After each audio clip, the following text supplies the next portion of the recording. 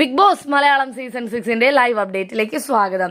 അങ്ങനെ ഇതാ നമ്മുടെ ശ്രീധുരായിട്ട് എല്ലാവരും കൂടി കളിയാക്കുകയാണ്. പ്രത്യേകിച്ച് നമ്മുടെ സായിയും ഋഷിയും അതുപോലെ അഭിഷേകും കൂടി വാഴത്തോപ്പിന്റെ അവിടെ ഒരു സോഫയിൽ ഇരിക്കുകയാണ്. സായിയും ഋഷിയും അഭിഷേകും കൂടി.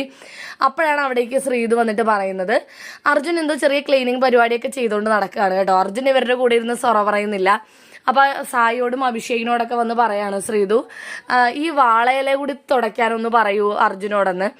എന്താണെങ്കിലും അർജുൻ അവിടെ ഇവിടെയൊക്കെ ക്ലീൻ ആക്കുന്നില്ലേ, അപ്പൊ ഈ വാളയിലയാണെങ്കിൽ നല്ല പൊടിയായിട്ടുണ്ട്. ഞാൻ തുടയ്ക്കണമെന്ന് നിർബന്ധം പറഞ്ഞതല്ല കേട്ടോ, ഞാനൊരു സജഷൻ പറഞ്ഞതേ ഉള്ളൂ.